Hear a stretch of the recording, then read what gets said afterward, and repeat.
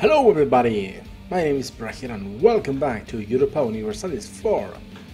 So, yes, this time we're going to do something different. If you have watched the title, this is a tutorial for new players. So yeah, new year, we have some winter holiday sales, Paradox game have been on discount, and Europa Universalis 4 was on discount. So I recommended it to a couple of friends, some of them grabbed it, and a couple of them told me, hey, how do I start, how do I play this game? Because if you pick this game, if you picked Europa Universalis 4 in particular, you know it's a Paradox game, it's a grand strategy game. So yeah, there's a lot of things involved in this game, and yeah, so for new players it can be, there's a steep curve to learn how to play this game. So I'm here to just tell you something about this game, tell you the basics, yeah, just all the experience I grabbed over 1600 hours playing this game. This will be a tutorial for new players, so we're not going to discuss probably not the exact numbers behind everything. We're not going to discuss not like strategies, or just give you an overall of the game, what you can find when you start the game, what to do and what to expect. Okay, so first of all, what is a grand strategy game? Well, in Paradox, if you grab the single player option, this is where you are. Now you can pick any nation in the world to start with. Okay, by the way, just to be clear, I have all the expansions enabled.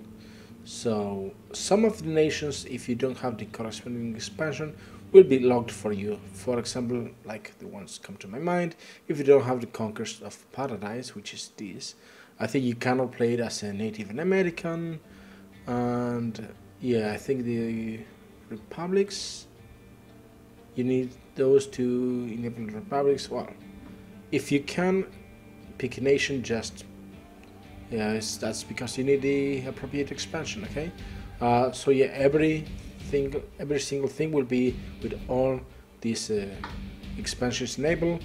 I will try to do probably a later video explaining each of the expansion and what they add. So you can, if you want to pick an expansion, you can choose depending on which everyone else. So yeah, let's get started. Grand strategy game. Basically, Europa Universalis 4 is you can pick any nation and play in a lifespan from starting on November 11 of 1444, ending on January the 2nd, 1821. That's when the game ends. So you have 376 years and basically like a month and 20 days. We can round it up in 376 years of playtime. Now, of course, you can end it sooner, but if you don't use any mod, that's the lifespan of the game. So where do we start? Well, first you have to pick a nation. Okay, in Europa Universalis 2 there's no objective, it's an open game. This has been like one of the primary things of Paradox games. You don't have an achievement. Maybe Hearts of Final is more centric on objectives, but not the rest of the game. You can do whatever you want. You can grow and conquer the world. You can focus on something specific, your own goals. Okay, or you always have the achievements. I personally like the achievements that gives you specific goal and objective to achieve in that specific game. So yeah, if you want, just pick one of the achievements and try to get one of those. Okay, there are easier achievements and of course harder ones like conquer the world. So yeah, once you pick a nation, let's call it like one of the standard nations, France, we can jump into the game. Okay, if you can play normal mode, if you want to get achievements, you need the Iron Man mode. Okay, you can see achievement can be earned and you will control the leaderboard score. Now this is a new feature they added in the last patch. Now there are leaderboards, so if you play Iron Man, there will be a score count, we will talk about in a second, and there will be leaderboards so you can compare with other people and yeah, see who scored more points in the entire game. So in order to get the achievements, you need the Iron Man mode. Iron Man mode means same game. The game automatically saves every 3 months. You cannot load a previous game. So yeah, if you make a mistake, you have to live with it. Also, just have this in mind, you cannot have any mods enabled. But not anybody. You can have mods, but only cosmetic mods. For example, modes that change the font of your country, or change like the colors. Some modes, instead of having the name, you have like a face or whatever.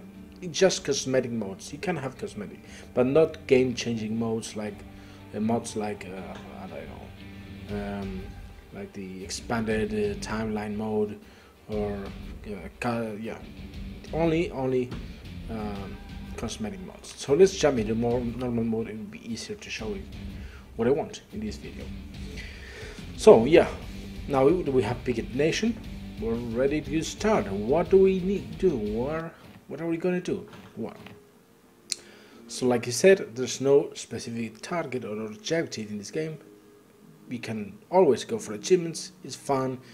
This gives you a guideline to where to aim, what to do, especially with each nation. There are some achievements that are thought the way the nation should be played. Like France is an offensive nation. There are some achievements like go and expand rapidly in the first 50 years of the game. It is a really hard achievement. Like if you play Austria, it's more of a diplomatic game. If you play Castile, it's more of the colonization game. So yeah, try and grab this, one of the easier achievements. Another way, like I showed you before, if you play Iron Man, there's a leaderboard. So this is the score over here. Right now, at the beginning of the game, everybody has no score. You can go score comparison. Nobody has a score.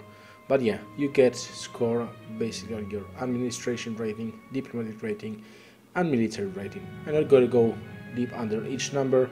Just know the better you do in each category, the more score you had overall during the game. Okay, so let's go to our resources. Like, okay, I have my nation. What do I do? How do you know if I'm doing good, if I'm doing bad? I will put a series of videos, so if you're looking for something specifically, you can always go to that video or click on the description on the tabs on that specific part of the videos you want. Okay. So resources, we can see here there's a lot of numbers here. Okay, where do we start? This is our resources. First one is the money. The currency in EU4 is the ducats. You can call it the gold, you can call it whatever you want, but the official name is ducats. So this is my treasury, 240 ducats. And if you leave the mouse, you will say, okay, we have a positive balance of 681 ducats, and then you have a description of your income and expenses. Okay, so this is my money. This is the manpower. No, what is manpower? Manpower basically means the total amount of troops you have in reserve, we can call it, or ready to reinforce your army, ready to grow as soldiers. Okay, you have, this is your reserve of people. Right now I have an army of 25,000 troops over here and 1,000 troops over here. So we have those troops and a reserve of 33.2 thousand. So this is a maximum, there's a cap. You can see it right there, 37,216. Now the maximum is based basically on, there's a base value of 10,000. You will always have 10,000 after as a maximum, and then each province, you can see from provinces, 27,000. There's some modifiers that gives you more or less on your maximum manpower. Now there's a, you can see like currently you gain 358.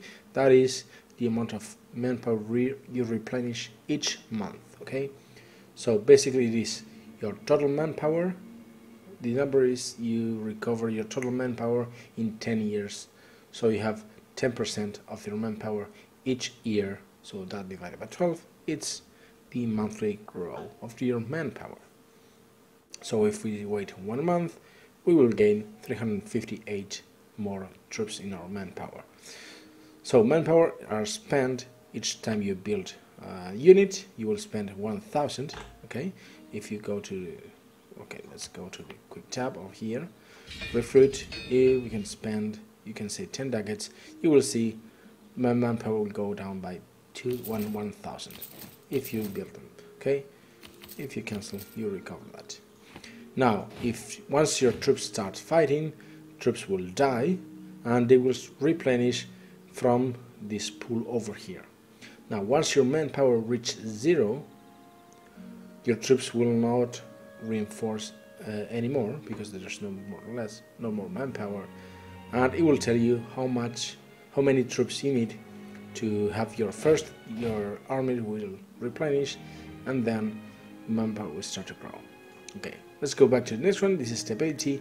Basically, stability is can be between -3 and +3. So negative stability affects different stuff. I will go for tabs in another section, but here you can see the stability in detail. Right now it's at 0. You can go to +3 or -3. Having a positive stability, you can see each level gives you some bonuses like national interest, tax modifier, extra cost. Each time you gain 1 level, it will cost 50% more to rise it. Right now it costs 100 admin points, and yeah, it will cost 50% more, 100% more, and 150% more level 3. And if you're negative stability, you'll have some penalties over there. Okay, so that stability is always recommended to stay at least at 0. If you're negative stability, unless you know what you're doing, there are some situations which is good to be at negative, but unless you know what you're doing, always try to keep at 0 positive stability. Now this is your prestige. Okay, prestige is a number that decays overall each year. So basically this is how prestigious your nation is. You will gain prestige by winning battles, by winning wars, not only battles but wars, by taking land from your enemies, by demanding money from your enemies, by just winning wars overall. Gives you lots of prestige. Also, like everything in this game, there are events that gives you prestige, there are events that lose you prestige, events that give you resources, and events that take resources out from you. Okay, so prestige is good. You can see the effects of a positive prestige. It can go from -100 to +100. Okay, now this is your legitimacy. Now this tab is important to know that depending on your government type, you can have a monarchy, like legitimacy like this is tied to your monarchy. Then you can have a republican tradition if you're a republic. You can have devotion if you're a theocracy. You can have horde unity if you're a horde. So depending on your nation, you will have different things. So this is at 100. The cap is 100. I think we can go from -100 to +100. So you have some positive things. Okay, legitimacy grows up unless you have like a regency. So legitimacy basically is how legitimate your ruler is. Okay, we can see here's my ruler is the Emperor Charles VII, and his heir is Louis de Valois. Okay, he has a strong claim. What does he mean? Basically, he's his legitimate heir. So when he rises to power, he will have 100 legitimacy. Now let's say I don't have an heir and I end up with a bastard, and I want to legitimize my bastard. There are some events that give you that. Or if my king is like doubt legitimacy, his heir will be also with a stronger claim. There are some poor, average, and strong claims. So yeah, we will go up eventually. Like everything here is always good to have more. Now this is power projection. What is power projection? Basically, power projection is tied to your rivals. We'll see that in a second. rivals, not in a second, in another video, but rivals, you have to pick 3 rivals. Okay, rivals can be picked according to your size and nation and strength. Like if I am France, I cannot pick a rival. For example, let's say this is my possible rivals, so I cannot pick a tiny enemy. Okay, it used to be like you could rival anybody, but now it's time to your strength. So you can say, of course, I can rival England, Castile, Aragon, Austria, Burgundy. Okay, so the more rivals you have, the more power projection you will get. There are some actions that gives you power projection, like humiliating an enemy in a war. Like when you peace out, you can humiliate for power projection. You can insult your rivals, you can embargo them. So the more power projection you have is better. Once you have 25 power projection, you will have another leader with that upkeep, and this is very important. When you have over 50, you will have an extra Monarch point each month. Okay, so what else? Well, also, if you are a subject, you don't have power protection, you have loyalty desire. For example, if you are a vassal, I say I start as Flanders. Flanders is in the personal union under Burgundy. This will give me liberty desire. Once I reach 50% liberty desire, there are some actions I can do to break free from my overlord. So, what else? We have some, we can call it envoys here. This is the total number of merchants I have, total number of colonists. This is the idle number and the total. You can see 0, they are both busy. Here my number of diplomats. I have 3 idle, of a total of 3, and this is my missionary. Okay, I have it all showing me here what they are. I can add it, or yeah, this is some filters you can add, you can put. So yeah, these are my diplomats. Diplomats are used to send to other nations to do diplomatic actions. Let's say I want to ally Austria. Okay, I can send a diplomat to offer the alliance. So there you go, he went, he will go back, he will come back in 10 days. Let's say I want to ally, okay, let's wait 1 day, ally Castile now. I will send a diplomat, okay? Here, Navarre is sending me an offer of alliance. I will decline that. Alright, so those are the resources we have. And of course, now the most important one, well, not the most important, but very important, is the Monarch points. Now, there are 3 types of Monarch points. You have administrative power, administrative Monarch points, diplomatic, and military Monarch points. What are they used for? Well, each Monarch point has are tied to different kind of actions. Okay, depending on your tech group, you have a cap. In this case, we're Western. We have a cap of 999 Monarch points per each one. Okay, so if you go over that, you will lose them. Okay, there will be a cap of 999. What are they used for? For example, if I conquer a land, let's say I take Charolais from Burgundy. If I want to make it a core, make it one of my own, like make it a French land in its core, it will cost me 110 admin points. Okay, let's go back to what we saw recently, stability. If I want to boost my stability to +1, it will cost me 100 admin points. Okay, let's say I want to hire a leader. Okay, I have 2 leaders. Let's say I want more because I don't have any. It will cost me 50 military points. We can spend the 50, there we go, and we have an extra leader. Now we have, of course, 3 hours 2 will cost me, having extra leaders will cost me, you can see over there, 1 military point per month. Now, like diplomatic points are used for like peace offerings. Sometimes I want to take land, I don't have claims, it will cost me diplomatic power. If I want to change culture in a province, let's say over here, it will cost me diplomatic power. So yeah, overall, admin points are used, basically the grand use of each point is Diplo admin points is used for coring provinces you conquer and boosting stability. Diplo points is for taking land you originally didn't want to take or you don't have claims. It is used for culture conversion. Military points are used to get new leaders, sometimes to prevent revolts, and the main use of each is to take up. Okay, we are technology. We will go over the tabs in another video, but we can see here our tech. This is Western tech, and in order to progress to the next one, I need 598 admin points. Each tech is independent, and you use the the admin points or military points to take up.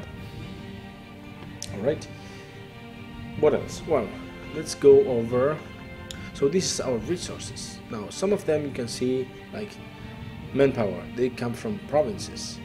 Income, where does my income come? From taxation, from production, all of that come from your provinces. Okay, the more provinces you have, the more strong you are. So let's go over a province. Let's say Paris. Okay, so this is the province. Each province has its own tab. Let's close the building tab. So what do we see here? Well, first of all, this indicates it is my capital and my center of trade. If you can see, this is grayed out. You can move your capital, it will cost you admin points. You can move your main trade city, it will cost you Diplo points. Now, let's say in Paris, this is my capital, this is where my administration is, which is my center of trade. What does it mean? Well, we will go for tabs in a second, but there are different trade regions, and we are collecting most of it from my capital trade. So what else? We have, of course, the name of the province, Paris. We have the name of the city. You can customize that if you want. I will not. You can customize the provinces. I don't know if you need an expansion for that, but you can do that. So this is the region, the area and the region. This Sienne area and the France region. Okay, now here you can see river crossings. Okay, from Paris you have a river crossing to each of those other provinces. That will give you an advantage or a penalty if you are either the attacker or defender in the fight. Defender have the advantage of, actually the attacker has a penalty if they cross a river. Now this is a province history. This is just flavor. If you want to know what happened to this province during the entire campaign, you can watch it. Like, look at that. January 1st, 1420, 100-year wars. That's previous to the game, occupied by English. Okay? And liberated on January 1st, 1437. Now what else? This is the development level. This is, I think this is strictly out of one of the expansions, but I will keep with the information expansions. Okay, this is development level, admin development, diplomatic, not admin, yeah, basically base tax, base production and base manpower. Each one is tied to a Monarch point. If I want to boost this to 12, it will cost me 97 admin points. It will cost me 97 Diplo points, and it will cost me 97 military points. This is the total development of the province, some of the rest, and the cost for each new one. Okay, so it's basically grows. The more developed it is, the more it grows. Let's say I spent 97, it will cost 101 for the next one. Okay, now this is the loot in the province. Okay, if you siege a province, you will start looting it and getting money each month from looting it. This is the tax it's produced each month. You can see this is a base and some modifiers. So each month Paris is giving me 1.05 ducats of taxation. So out of those 10.1 you can see over there, 1.05 comes from Paris. This is the amount of production. Production is tied to the resource. It is produced in the province. In this case, is cloth. Okay, and this is the total income from this province, 1.72. Now this is the amount of unrest. If it goes negative, good. If it has positive, it will start growing. It will start growing, and there is a chance you will have rebels in this province. Okay, so always try to keep it low. They will be over here. If you have potential rebels, you will show the rebels here. Autonomy is tied to different factors. Basically, if you have zero autonomy, that means this is how autonomous the province is from your government. Like with zero autonomy, that means we control the province, we control Paris as a nation, we as a government. So we have everything, all the money comes to us, all the production goes to us. Now if there's more autonomy, like let's say we have an estate, or we take land from other nations, there will be autonomy. That means this number will be affected by that. It will be less income. Okay, so as always, having low autonomy means more resources for you, more money, more manpower, more everything. What else do we have? This is cores and claims. Only France has a core in this. We can check, for example, this is France considered this a core, but England took it in the 100-year wars, and they also considered it a core. And Normandy, which does not exist, but this seems they have the culture of Norman, consider this. So there's always a chance to have Normandy break out and pop up as a new nation. This is the culture and the religion of the province. Now this is the queue of military units being built. Like we have 2 units, there you go, that's the queue. The same with ships. Okay, now this is if the province belongs to the Holy Roman Empire or not. You can see Paris does not. Metz belongs to the HRE. If you want to return a province, sometimes you take province and you don't want it because you didn't thought it will cost so much to cut it, you can always return it to the owner. And this, if you want to give it to a client state, this is kind of late game thing when you can create your own vassals or client states. These are modifiers for the province. Now this is the military part. This is how much manpower Paris gives you to your total. So of those 27,000, 3.2 thousand comes from Paris. This is if you have a fort, you can mothball it. This is the garrison. Okay, in the capital there's always 1,000 people guarding it. Of course, now I mothball. Now it will grow back to 3,000. But this is the fort. You can mothball it or not. This is the fort level 3. And trade. This belongs from your trade good produce over here, and from your trade power, depending on your development over here. This will give you trade power. Oh, there you go. From 33 have trade power to 6.6. Okay, and some modifiers. Trade value is the cost, the value of this is 3 ducats. Multiply it for the goods produced. So yeah, this is all tied to trade. Basically, the production, which is 0.66, comes from I think it comes from here, it's tied to the goods produced. Okay, and this will open the trade for that region, Champagne. And here we have the building tabs. We can open and build different things if you have the money, and the option is we don't have the tech, there's no possible building to get over here now. Now we can give, this is the states. If you own the last expansion, you have states.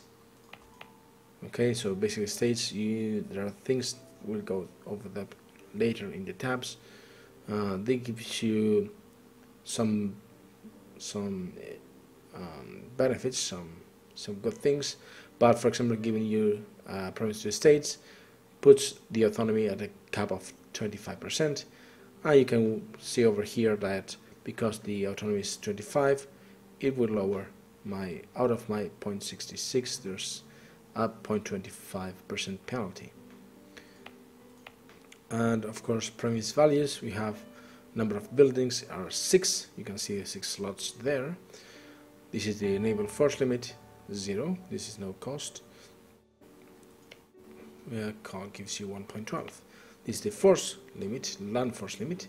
So Paris is giving us the option to build 3.3 troops, regiments, and this is the building cost modifier. So this is the info for the provinces. Okay.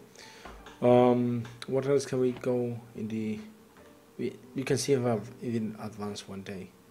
Well, we did advance one day, but these are some map filters. Some useful, some not. Like political, this is the one I mostly use. Basically shows you each nation. Imperial, if you work in the HRE, if you're inside the HRE, this is important. The purple one is the emperor. The oranges one are the electors. Blue ones are free cities, and the green are the members. Now these striped ones means this is provinces inside the empire owned by nations outside the empire. For example, Burgundy. Burgundy is not inside the empire. You can check it because of this. Hesse is part of the empire. Burgundy is not, but he owns land in the empire. So yeah, this is important to know if you're playing as the emperor or in the empire. These are the cultures, okay, culture groups. Like Valencian, if you click on a culture group, it will highlight the different subgroups in that culture group. This is my accepted cultures. You always accept different cultures in your culture group. Religion, different religions, Catholic, Orthodox, Sunni. States, like I mentioned before, these are different states. These are provinces without states, like Berry. These are provinces with states. Unrest, if you have unrest, it will show the more towards the red, the more unrest you have. These are the political map modes. We have diplomatic map modes, okay? So basically diplomatic gives you, for example, green is my cores, blue are my allies. Now these striped green ones means I have a core in that. So yeah, I have a core in that. That's a good thing to take because it's basically rightfully ours. Now we have some yellow stripe, that means claims. You can fabricate claims. Opinion means how other nations think about us, okay? Of course, England's hate us, so does Burgundy. Now Austria, since we are friends, it is more towards the green. Coalitions, there are no coalitions at the moment. If you take like expand rapidly, some people might consider you a threat to the world integrity and form a coalition against you. Federations is similar to coalitions in the Native American in North America. Rivals, if you set rivals, we have like England is my rival. So yeah, this shows your rivals. Players, of course, if you are playing multiplayer, they will show you which nations are controlled by a human player. Now victory cards, I have not played with them, I don't know what they are. Trade, here are the different trade groups or nodes, okay? Each one with the corresponding tab over there. Development of each province. You can see green is more developed, like Milan, Paris, Constantinople. Oh, it used to be way more developed, Constantinople. Buildings, this shows basically green means you have slot for more buildings. Manpower, the more green, the more manpower you get from the province. Local autonomy, same, green towards 0, yellow, look at that, 50. Okay. Colonial basically is if you want to colonize, it shows you if it's possible or not. It shows you the colonial range. If it's green, you can colonize. If it's yellow, you cannot. Trade goods, basically all the trade goods in each province. Tech, okay, we're all at 3, 3 and 3. If you go to other regions, you will see it will be red, because this is basically how close you are to the ideal tech level depending on your year. Trade value, each province how much it provides to trade value. Okay, this is economic and geographic, basically terrain. You can see simple terrain, it's really farmlands, grasslands, because sometimes you don't know, like, is Vod mountain or not. Simple terrain tells you it is not. Now we have areas over here. You can see each area. If you click on one province, it will highlight the area it will belong to, and regions. You can see highlighted all the regions in France. You can see France, Iberia, Brittany, Germany. If you click, these are the different areas in that region. Colonial regions, that's for colonization. If you have 5 cores in a colonial region, a colonial nation will be formed under you as your colony, but it will work independent, okay, as a separate nation under your command, like a vassal. Trade companies, basically that's in Africa and East Southeast Asia. Same thing, you can form trade companies to give you a boost to trade. Supply limit, that means how many troops can be in this province without taking penalty, like over here 33. If you have more than that, let's say we go over here, you can see if you hover, supply limit 17, it will suffer attrition, and you can see over there 4.7. we will start losing troops each month. So attrition is, for new players, can be a deadly factor. So always watch out the attrition and the supply limit on the province you are. It's always best to split your army, and now they don't suffer attrition at all, because trust me, your manpower will start to chew up month after month after month if you don't pay attention to the attrition. So always pay attention to the attrition. Fort levels, okay, different levels of the forts they have. Winters, if you are going to play, winters really affect the attrition of provinces. The supply limit, you can see it's 8. So imagine we're going with a 25 stack over an 8. Trust me, your troops will die in a year. You will chew your manpower in a year. So always, December is heavy winter, normal winter over here, mild winter. Probably if you go to January, there will be heavy winters over here. And climate, this is tied to the colonization, probably, like Arctic. You have some penalties. This is a template. Template is standard. We have deserts here. So templates have no penalty and no benefits. The rest, check it out.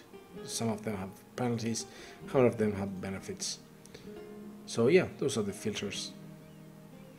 And yeah, well, I think we should probably take a break here. Now in the next video I will go on each of these tabs, okay?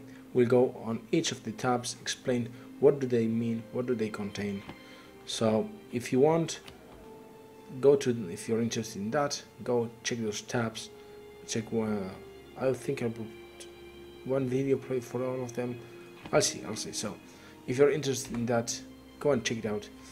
I hope this video gives you some information on the game, how to start, what to look after, what all of this means. Okay, these are alerts. I will go through them as we need. Like for example, choose your rivals. That means you can choose new rivals. You have extra leaders. You don't have advisors. I will go through that later. You can build in provinces. Okay, some things I will go through them in different videos. So if you enjoy these videos, feel free to give it a subscribe to the channel. It will really help me. And yeah, don't miss any other videos I post on this series. And if you have any recommendation, anything you want to know particularly, let me know in the comments. I will be reading it, and if enough people want to know about a specific thing or stuff, I will probably post a video on that.